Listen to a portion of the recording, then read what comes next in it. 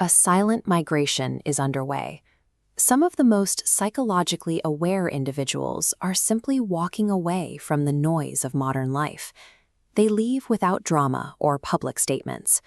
These are people deleting social media accounts, ending high-status careers, and choosing solitude over the constant performance required by society. To an outside observer, this looks like failure. Friends and family often interpret this withdrawal as a depressive episode or a sudden lapse into antisocial behavior. Carl Jung offered a different perspective. He viewed this retreat as a sign of significant psychological achievement. These individuals are stepping out of a shared delusion. For a mind that has achieved a certain level of clarity, participating in collective unconsciousness becomes a physical burden. Normal social functioning relies on the persona. These are the masks we wear to keep office politics predictable and family gatherings polite. When an individual integrates their depths, they see the mechanical nature of the world. They recognize the scripts others recite and masks they never remove. Attempting to fit back into that rigid structure creates discordant friction. You become a literal glitch in the environment. Every interaction starts to require a lie. You find yourself forced to pretend you don't see what you see, or know what you know, just to keep those around you comfortable. Maintaining this compliance is a threat to the psyche's survival. Eventually, the effort required to dim your internal light, just to match the room, becomes too high a price to pay. Carl Jung identified this as psychological labor. It is the invisible energy spent filtering out the unconscious noise of everyone else while trying to hold your own center.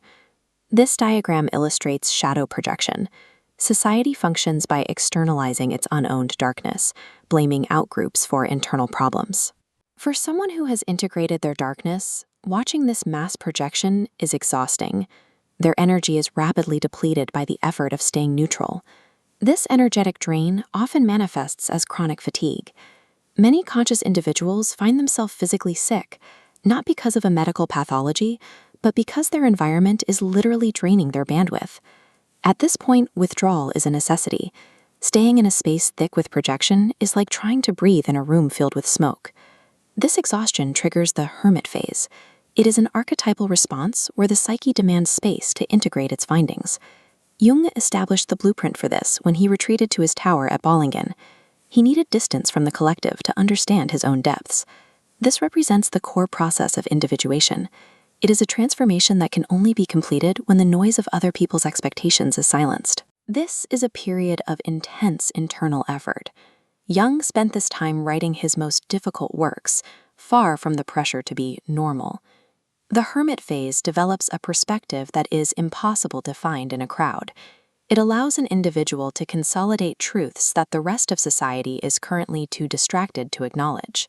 The disappeared do not always stay gone, but their return marks a complete break from the past.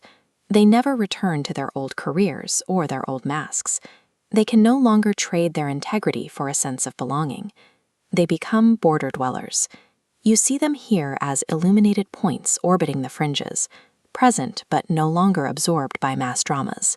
They build small-scale structures.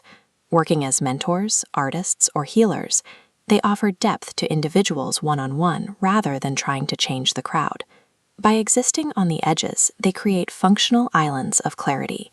They provide a stable point of reference for others who are just beginning to find the collective themes unbearable. If you feel the urge to withdraw, see it as an evolutionary impulse. It's an invitation to stop spending consciousness on things that don't matter. You have a finite amount of energy. Stop wasting it performing for an audience that cannot see who you actually are. This quiet exodus has a long history. It is the path every person must walk if they want to find what is real beneath the social masks. By withdrawing to find your own wholeness, you are not abandoning society. You are becoming the type of individual capable of offering true clarity once the current illusions finally break.